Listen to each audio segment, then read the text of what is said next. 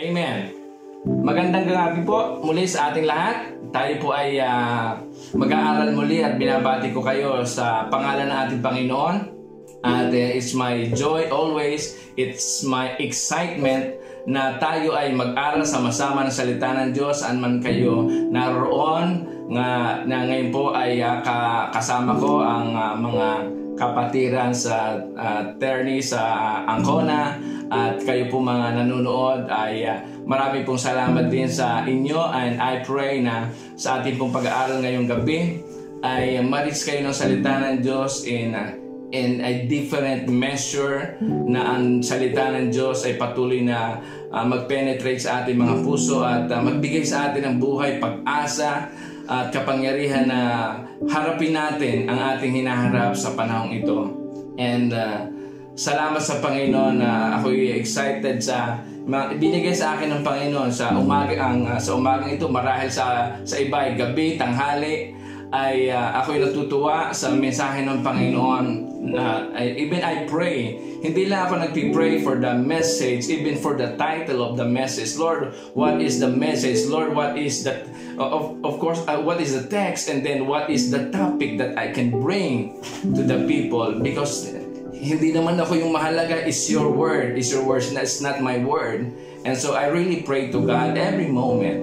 And as I said, kami nag-uusap mag-asawa kaninang umaga, dumating na sa puso ko at sa punto ng buhay ko na nagamit ko yung word na as I pray to God, Lord, and direct to the Holy Spirit. Sabi ko, Lord, I pray na hindi lang may mga moment ako magpipray. I pray that 24/7 you are open to speak to me. You are open to speak to my heart, to my mind. Kung ano mang ginagawa ko, bring it to my mind, to my heart. And then I will write it down, and then as your message, isusulat ko ito and I will share it to the people. Not my word.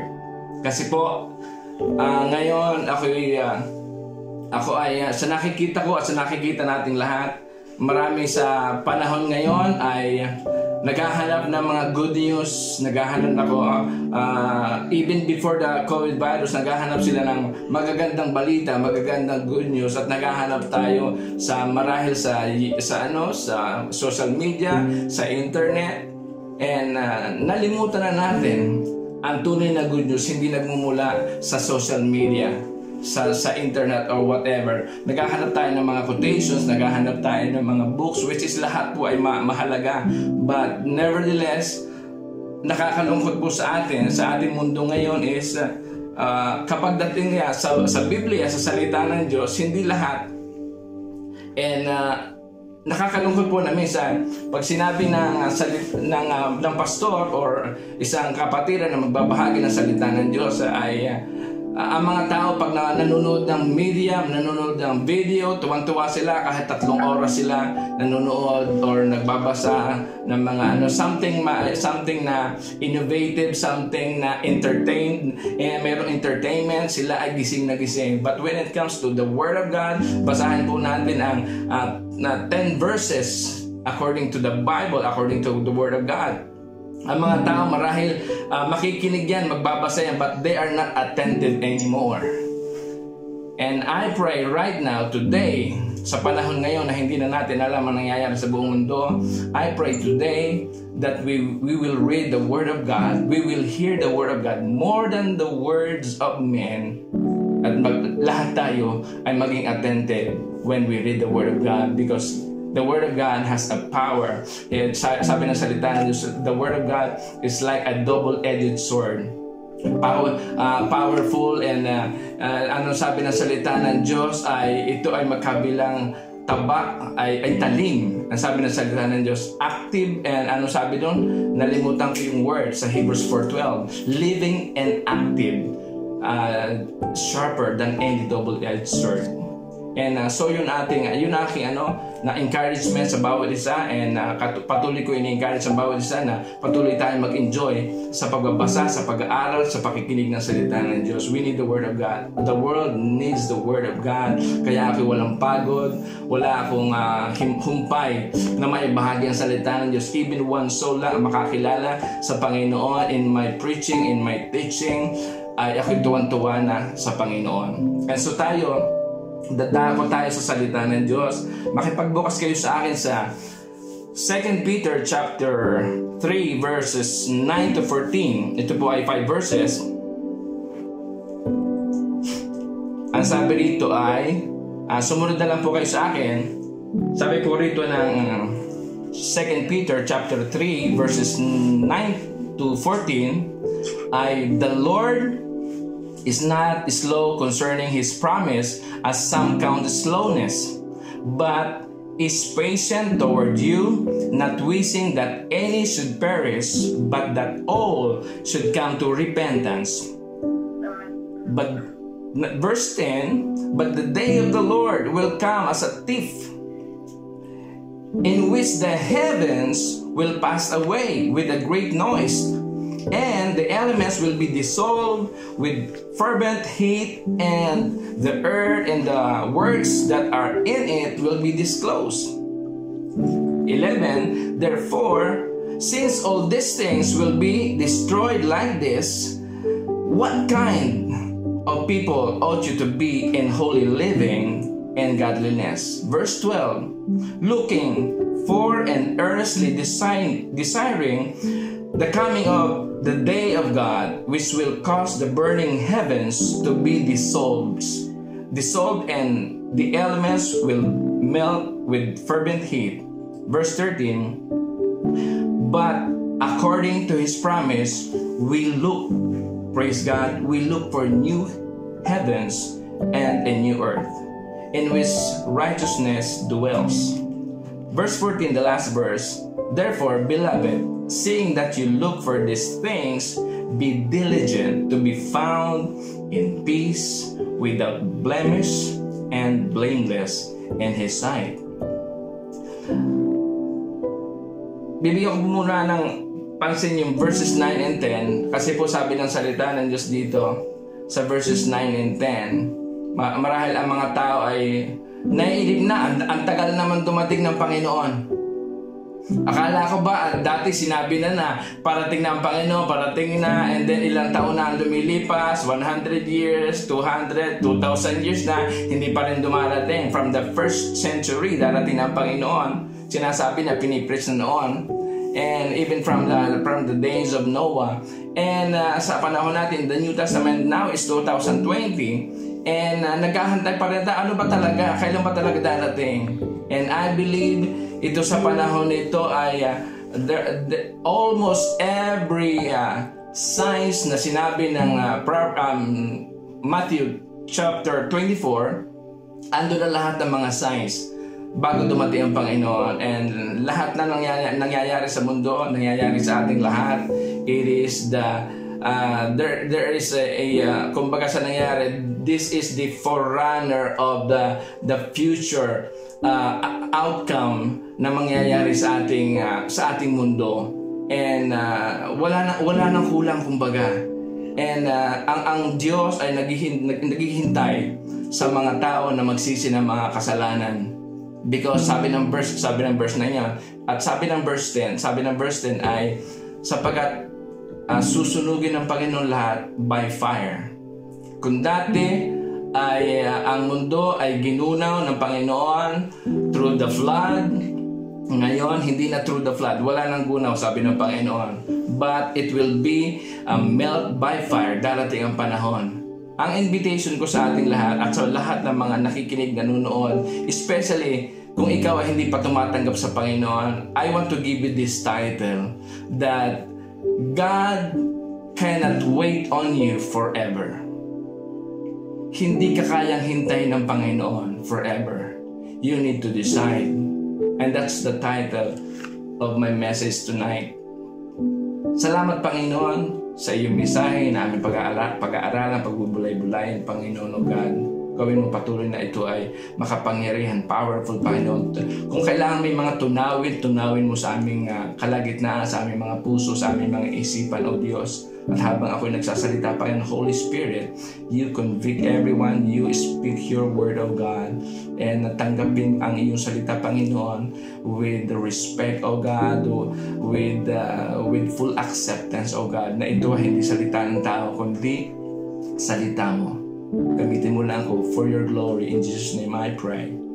Amen and amen. And so, salamat po sa gabing ito. And tayo ay dadako na sa ating pag-aaralan.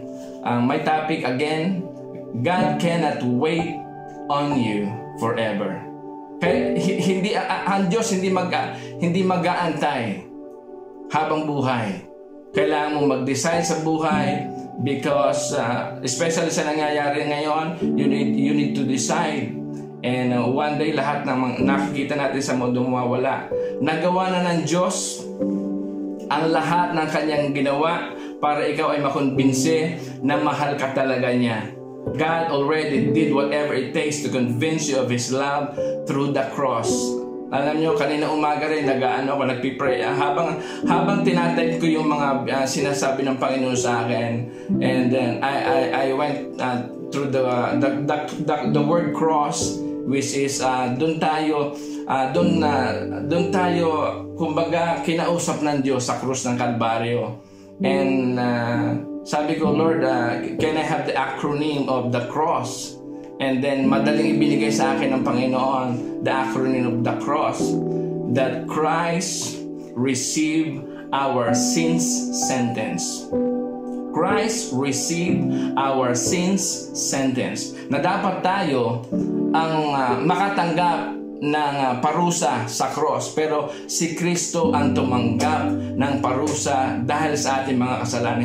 Hindi dahil sa kanyang kasalanan, kundi dahil sa ating mga kasalanan, sapagkat si Jesus kailanman na hindi nagkasala. Siya namatay sa cross hindi dahil ng pako, kundi dahil sa pag-ibig niya sa iyo at dahil sa akin. That's what it means that Christ received our sin sentence on the cross.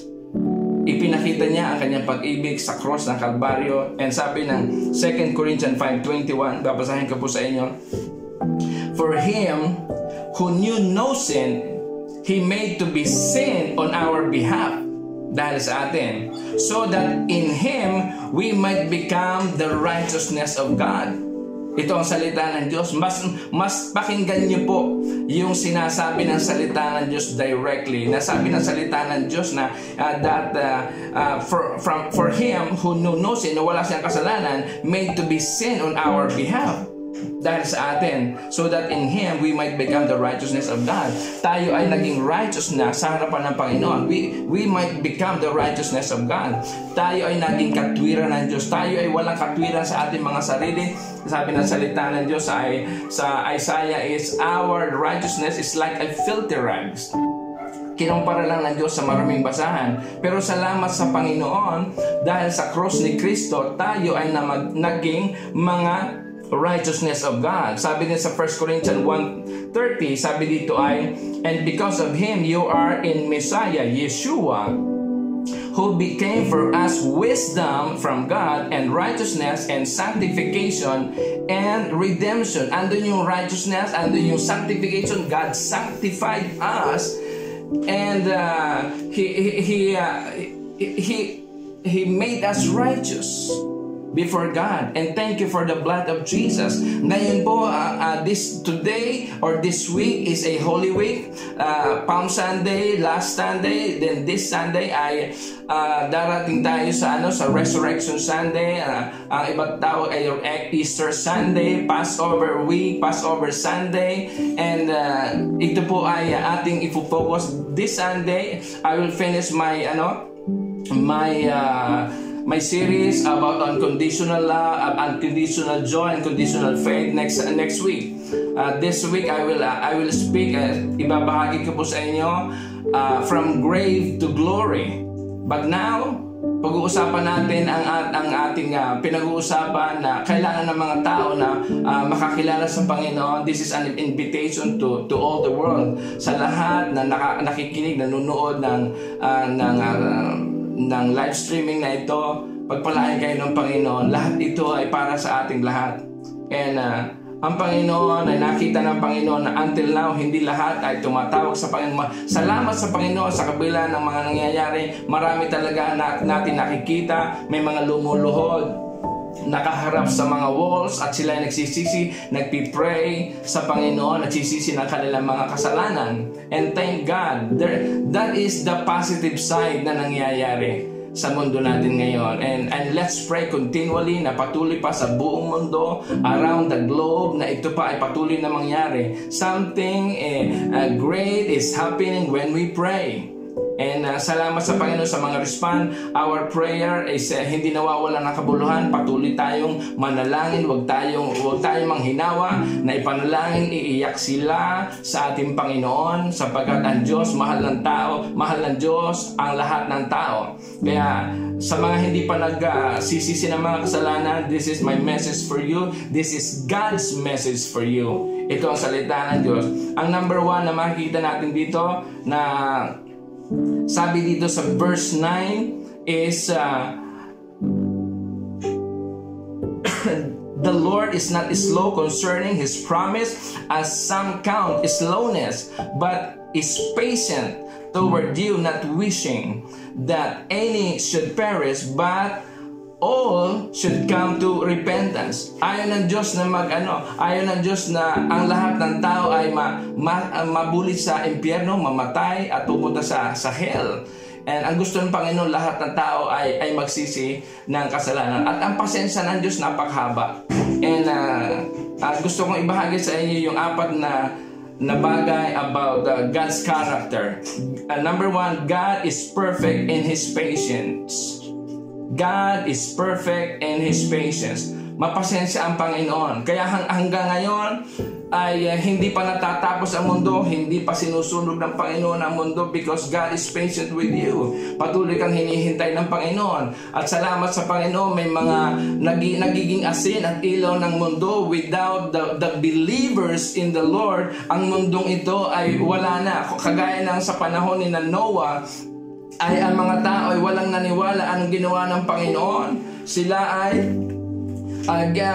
ginunaw ng Panginoon. Mamaya ipo-focus ko yun sa next part. And kapag nahinog na ang kasalanan, kapag ang kasalanan ay umabot na sa langit, ang kapal ng kasalanan, andun na, ang Diyos ay darating. Pero ang Diyos hindi pa ginagawa ang lahat ng iyon. Ang pasensya ng Diyos ay napakahaba. At iniintay ng Diyos ang lahat ng tao na magsisi ng kanilang mga kasalanan. Lahat tayo na nakikinig ngayon, lahat tayo na manunood ay nais ng Diyos na lahat tayo ay magsisi na ating mga kasalanan. Not 360, not 45 degrees, but 180 degrees, na hindi na tayo babalik pa sa ating mga kasalanan.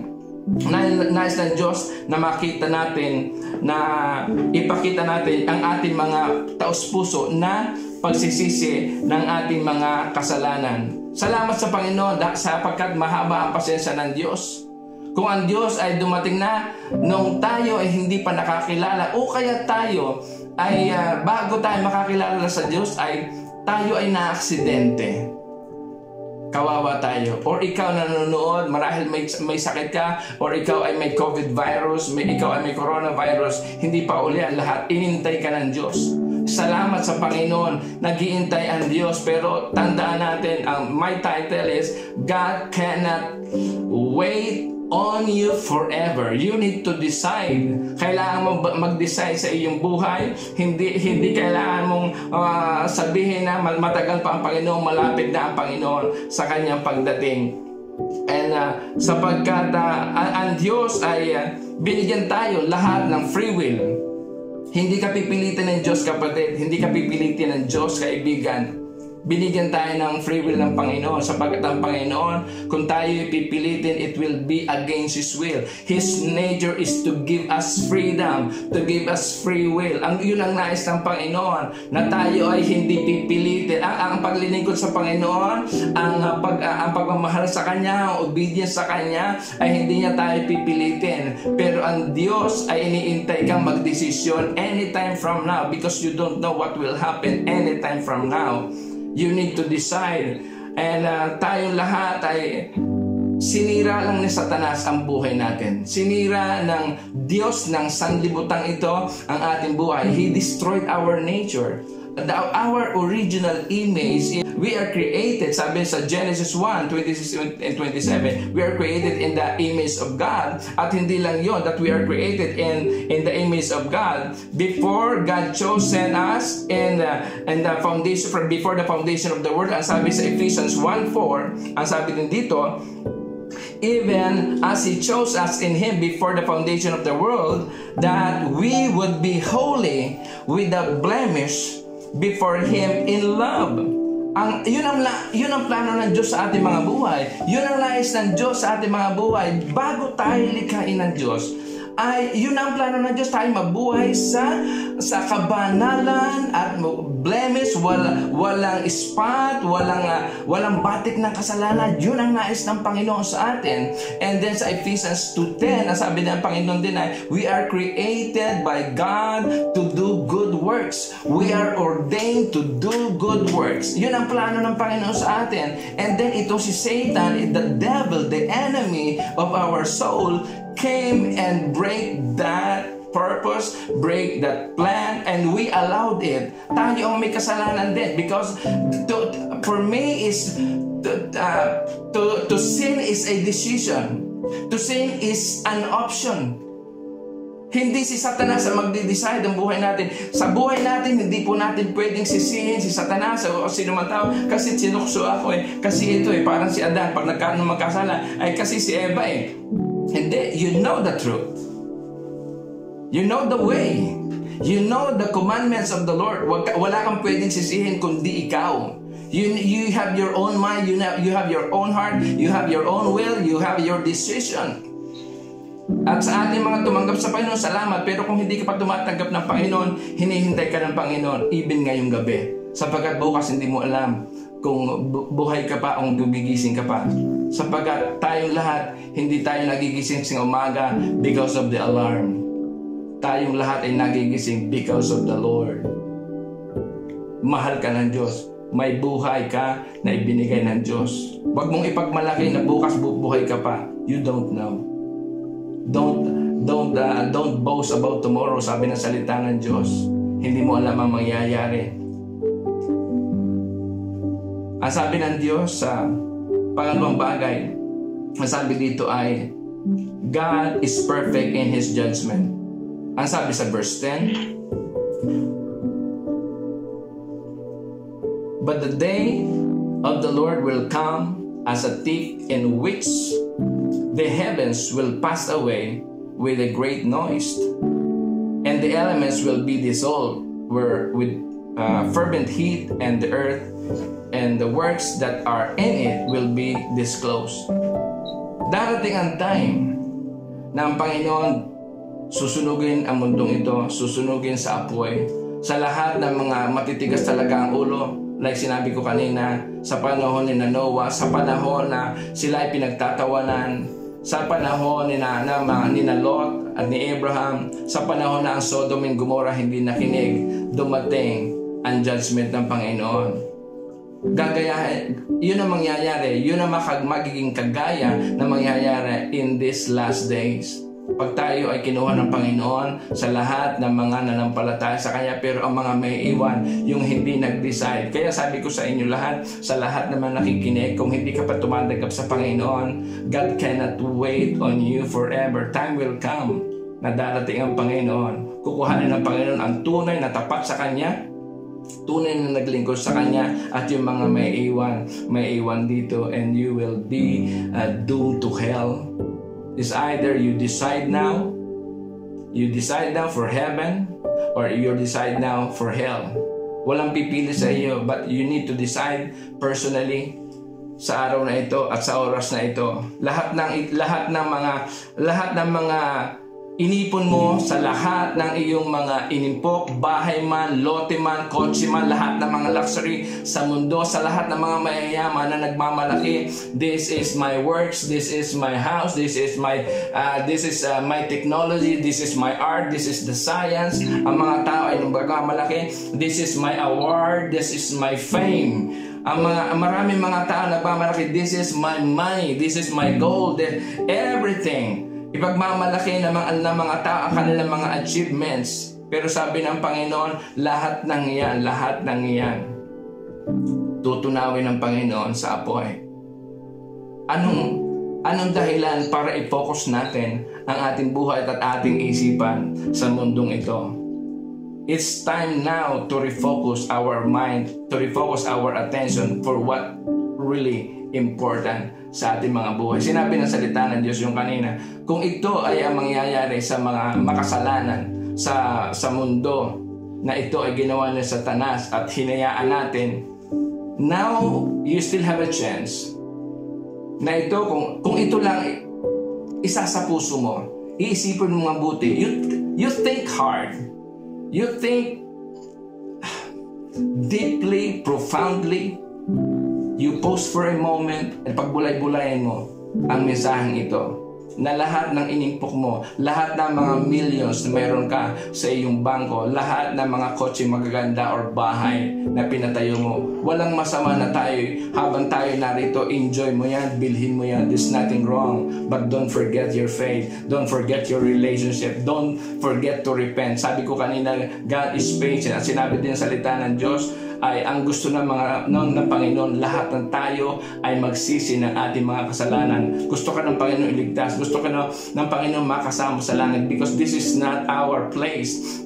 Our place is in heaven. Hindi, kaya tayo ay ako natutuwa rin sa Panginoon sapagkat nung binigay sa akin ng Panginoon ang title na ito, that God cannot wait on you forever, because ayaw din ng Diyos na magkaroon tayo ng eternal life here on earth.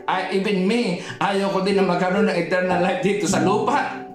Puno ng kahirapan, puno ng problema, puno ng bills, puno ng mga, kung may pinansamento, puno ng sakit, puno ng kung ano-ano mang problema mayroon dito. Pero sa langit, in compare, sa langit, wala, opposite lahat. There's love, there's joy, there's peace.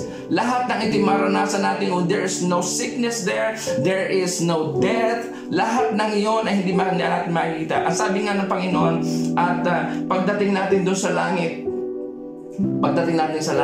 hindi na natin maaalala kung ano ba yung earth. Ano ba yung nangyari sa akin sa lupa? We will never remember it anymore because of the beauty of heaven. Because of the beauty of the presence of God. Because of the joy. Lahat ng ating mga sakit sa lupa, napalitan ng lahat ng kagalakan. Huwag mo nang hintayin yung judgment ng Panginoon at hindi ka makasama sa pagdating ng Panginoon sa langit. Because God is perfect in His judgment. Magdesisyon ka na ngayon, kapatid, kaibigan. Huwag kang sumama sa mga naiwan. Proverbs 27 verse 1, ang sabi ng salita ng Diyos, huwag mong ipagmalaki ang araw ng bukas sapagkat hindi mo alam ang mangyayari. Don't wait until tomorrow. Romans 6:23, ang sabi ng Panginoon, for the wages of sin is death. Ang kabayaran ng kasalanan ay kamatayan.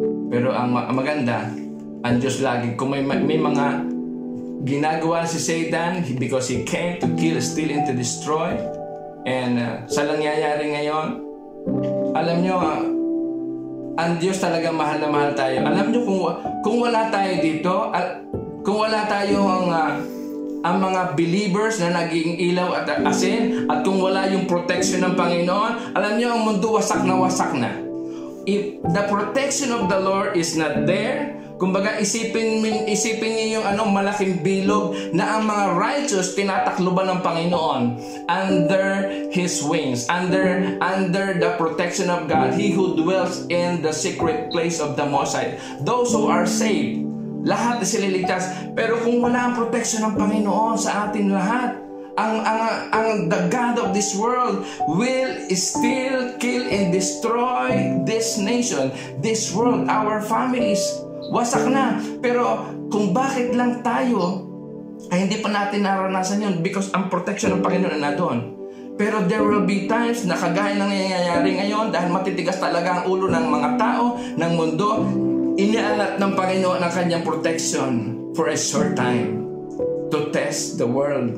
Mayayabang kayo, mapagmalaki kayo, like Nimrod. Kanya-kanya pataasan, palakasan ng kanilang mga bomba, lang nuclear bomb, everything, ang mundo ay nagpapayabangan, and that the Lord lift up His protection for a short time to test, to allow the enemy to work into the world for a short time.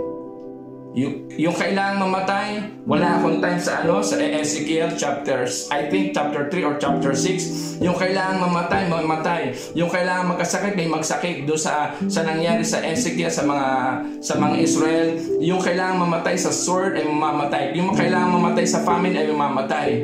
Yung kailangang mapunta sa exile ay mapapunta sa exile. Tayo din ay nakakaranas ng mga ganito mga bagay. Pero wag mo nang intayin na ikaw ay tuluyan na mamatay ang iyong katawan o kaya ang iyong spiritual na buhay. Mayroon ka pang time, kapatid. Ang biyaya ng Panginoon, ang regalo ng Panginoon, ang imbitasyon ng Panginoon, yung part B, kung sinabi lang si Satan, he came to kill and destroy, and then for the wages of sin is death. Pero sabi ng part B, but Jesus came to give us life. But He came us to give us life. Yun ang nais ng Panginoon. Ang Panginoong Jesus ang nagbibigay ng buhay sa ating lahat. And now is the day of salvation. Now is the time for you to repent. Now is the time for you to see the judgment of the Lord. Huwag kang magrereklamo sa Panginoon kung ikaw man ay hindi ka nagdesisyon, and one day makita mo na ang sarili mo na doon sa impyerno, because you are so coward. Natakot ka, naging duwag ka sa maging desisyon mo na ikaw ay makakilala sa Panginoon. Naging duwag ka dahil sa mga kaibigan, dahil sa pamilya, dahil sa iyong amo, dahil sa mga luxury, mawawala ito, or maybe sa bisyo, whatever it is. Naging duwag ka. Huwag mong sisisihin ang Diyos isang araw na ikaw ay dadalhin ng Panginoon, hahayaan ka ng Panginoon sa impyerno. Because God is perfect in His judgment. Perfecto ang Panginoon pag nag-judge. Perfecto ang Panginoon. Binigyan ka na ng chance ng Panginoon. Like si Duterte, binigyan ng chance ni Duterte ang lahat. Hindi lahat ng susuko ng mga drug addict, wait on us. Hindi na namin kasalanan. Hindi na kasalanan ng batas kung kami ang pupunta sa inyo, and we will kill you. I believe Duterte is using by God to proclaim His judgment. But it is also already the prophecy. It's not about killing. It's about cleansing. It's about judgment. It's about righteousness. Ang mga tao naka-focus lang sa killing. But I look unto God. Kung paano sa panahon ni Nebuchadnezzar, ginamit si Nebuchadnezzar para mamatay ang maraming mga Israelita ay mapunta sa exile. Ganon din ang nangyayari ngayon. Hindi natin makikita ang perfect ang ating presidente, but I believe his motive, his action, not his mouth, but his action, his motive, the result is godly. It is the righteousness of God. Anyway, time will come, darating din yung judgment na yun, that kind of judgment. It is only a light judgment compare sa mangyayari sa pagdating ng Panginoon. Huwag mo hayaan na dumating ang panahon niyon na magsisisi ka. Hindi mo pwedeng sisihin ang Diyos. Sisihin mo ang iyong sarili. Pero ngayon, pasalamat ka, may time ka pa. Hindi aksidente ang mensaheng ito para sa iyo.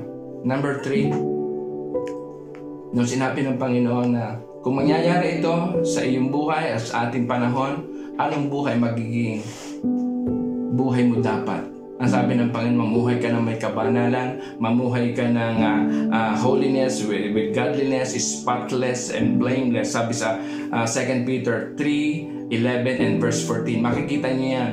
Yung holiness, godliness, spotless and blameless. And number 3 is, God is perfect in His holiness. Kailangan po natin na ipakita yung ating repentance sa Panginoon.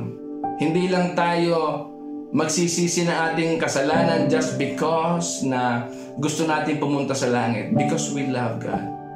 And there must be a reverent response sa ating Panginoon when it comes to our relationship, when it comes to repentance. Talagang iwanan na natin ang mga kasalanan natin. Kung ikaw ay namumuhay sa kasalanan ngayong gabi, o inaalagaan mo yung kasalanan na yan, mag-decide ka ngayon. Maging matapang ka ngayong gabi, ngayong hapon, ngayong umaga, kung anumang oras nanonood ka, nasa kwarto ka man, nasa salas ka man, nasa cellphone, hawak mo man yung cellphone mo, nasa television ka man, or laptop, or iPad, I don't care. Ang mahalaga, mag-repent ka, not because of judgment, but because God is holy. Sabi ng salita ng Diyos, for without holiness, no one can see the Lord. Nais ng Panginoon na ayusin mo na ang buhay mo. Sabi ng Panginoon sa kanyang salita, Hebrews 12, verse 14, pursue peace with everyone. Kung may kagalit ka pa hanggang sa oras na ito, sabi ng salita ng Diyos, pursue peace with everyone. It talks about relationship, kapatid. It talks about relationship, kaibigan.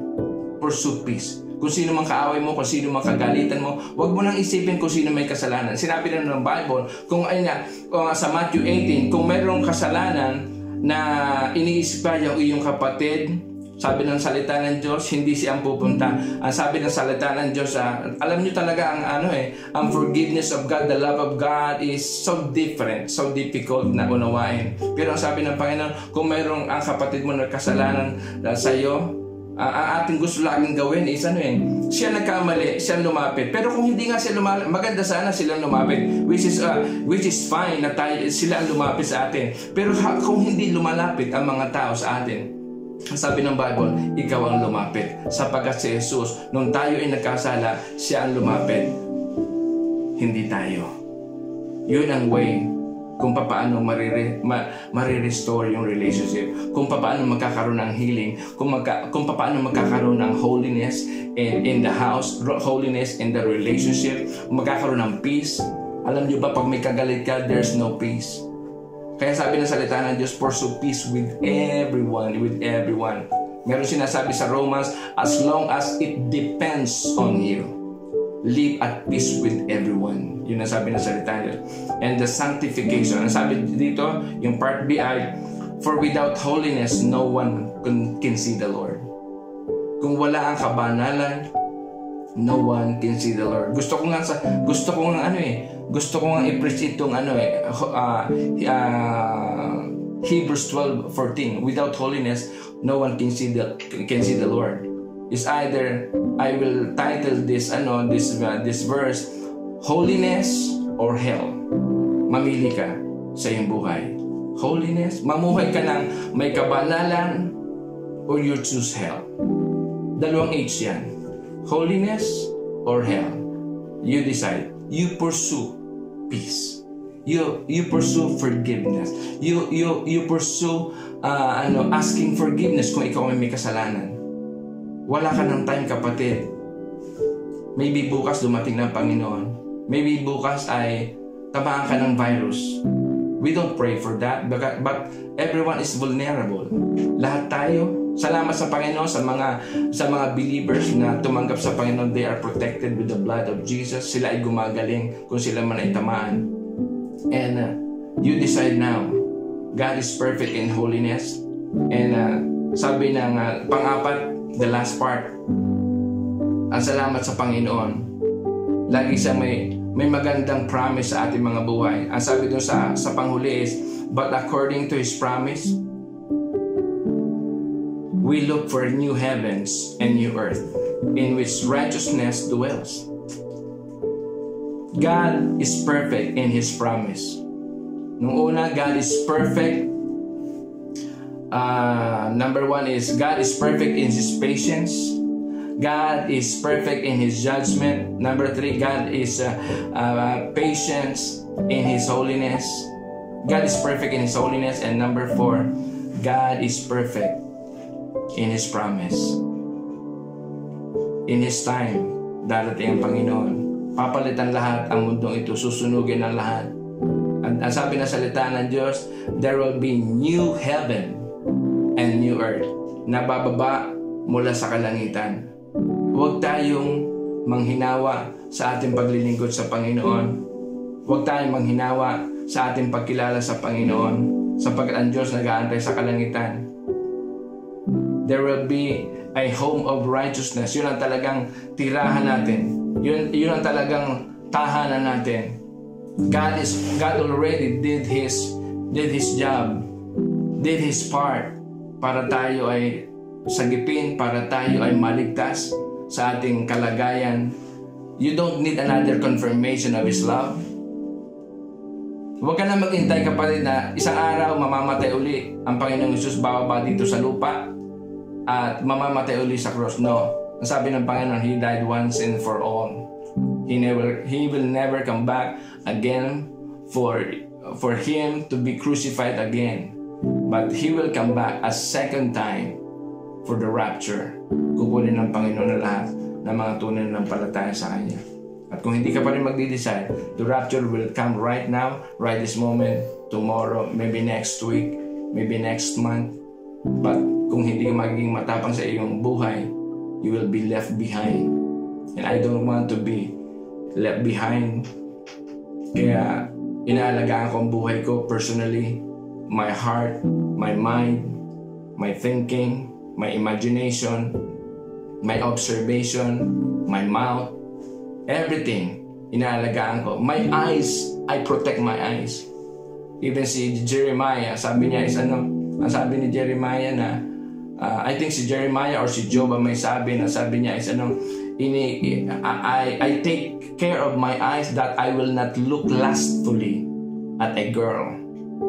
Sa babae man o ikaw man ay lalaki, wala na tayong panahon para magkasala pa, mga kapatid. Time is running. The end goal of our faith is coming. Darating ang Panginoon. Kung ikaw ay nagkakasala pa, kung ano pang ginagawa mo sa buhay, may mga bisyo ko pa, alam mo, hindi ka pupunta sa impyerno dahil sa iyong bisyo, dahil sa iyong alak, dahil sa iyong sigarilyo, dahil sa drug. Hindi ka pupunta sa impyerno dahil diyan. Pupunta ka sa impyerno dahil hindi mo tinanggap si Jesus. Kasi I know, kung tatanggapin mo lang si Jesus, hindi mo magagawa yan. At kailangan mo si Jesus sa iyong buhay. Kailangan mo si Jesus para ikaw ay tunay na makapagsisi ng iyong kasalanan. You cannot do it with yourself. You need God. If you really want to be saved and go to heaven, mag-decision ka ngayon. Kung nakikita mo na sa panahon natin, ang mundo natin ngayon is very critical. I am about to close. Ang mundo natin ngayon is very critical because of the COVID-19, because of the coronavirus. Very critical and very crucial. But as I close, gusto kong sabihin sa iyo, your decision is more critical than coronavirus, than COVID virus. Your decision, mas critical. Kung ano magiging decision mo ngayong gabi, kung tatanggapin mo ba si Kristo o hindi, mas critical yan kaysa sa virus. Kasi pag naiwan ka, you will go to hell. Sabi ng Panginoon, without me, without Christ, there is no eternal life. There is no heaven without Christ. So your decision, this moment, right this very moment, is more critical than the COVID-19, than the world situation, than the economic situation. Your decision will lead you to your destiny, or your decision will lead you to hell. Kung hindi mo tatanggapin si Kristo, it will lead you to hell. But if you accept Christ, kung nasan ka man, it will lead you to heaven. Kung ikaw ay gusto mong tanggapin si Kristo, sumunod ka sa aking panalangin. Panginoon, marami pong salamat sa gabing ito, sa umagang ito, sa tanghaling ito, kung nasan ka man. Salamat, Panginoon, na ikaw ay namatay sa aking kasalanan. Salamat, Panginoon, na ikaw ay mahaba ang pasensya, na even until now, buhay pa ako. Narinig ko ang mensahe na ikaw ay mahaba ang pasensya at ako ay iniibig mo, nais mo akong iligtas. Sa oras na ito, humihingi ako ng tawad at kinikilala ko ang iyong pag-ibig, ang iyong kapatawaran. At inaamin ko na ako'y makasalanan mula na ako'y isilang hanggang sa oras na ito. Tulungan mo ako, Panginoon, makasunod sa iyo. Forgive me of all my sin. At binubuksan ko ang aking puso at aking isipan. Tinatanggap kita, Panginoong Yesus, sa aking puso at sa aking isipan bilang aking Panginoon at tagapagligtas na aking buhay. Ikaw na po ngayon ang maghari hanggang sa ikaw ay bumalik any moment, sapagkat gusto ko na makasama sa langit. To have an eternal life with you. Eternal joy, eternal peace. Maraming pong salamat. And I will share your love, your salvation sa aking pamilya na hindi nakakakilala pa sa iyo. Gamitin mo aking buhay na may katapangan, may pag-ibig, may compassion sa aking pamilya at mga kaibigan. For your glory. In Jesus' name I pray. Amen and amen. Kung ginawa mo yan ngayong oras na ito, kaibigan, ang iyong pangalan ay isinulat na ng Panginoon sa aklat ng buhay sa kalangitan. Your life is saved now. Whatever happens, kung dumating man ang Panginoon, ikaw ay pupunta sa langit, hindi sa impyerno. Congratulations, kapatid. Pero I encourage you to share the love of God sa bawat isa. And as I close, patuloy tayong manalangin para sa lahat. Salamat, Panginoon, sa iyong pag-ibig, O Diyos. Salamat, Panginoon, sa iyong salita. At patuloy kaming nananalangin, Panginoon, sa pangalan ni Jesus. Lahat ng naapektuhan ng virus sa buong mundo, patuloy na bigyan ng sila ng kagalingan, kompletong kagalingan, Panginoon, in the name of Jesus. At kung may kailangan man na talagang mamatay, bago sila mamatay, Panginoon, dalangin ko, O Diyos, na tumanggap muna sila sa iyo bilang kanilang Diyos at tagapagligtas ng kanilang mga buhay. Continue to bless this nation, ang Italia, ang Pilipinas, the whole world, especially Jerusalem, especially Israel. Maraming pong salamat sa gabing ito. At salamat sa mga nakinig. Salamat sa mga nanood. For you all, the glory, receive every glory, every praise belongs to our God. We give you now our lives, every moments. Sa pangalan ni Jesus. Amen and amen. God bless everyone.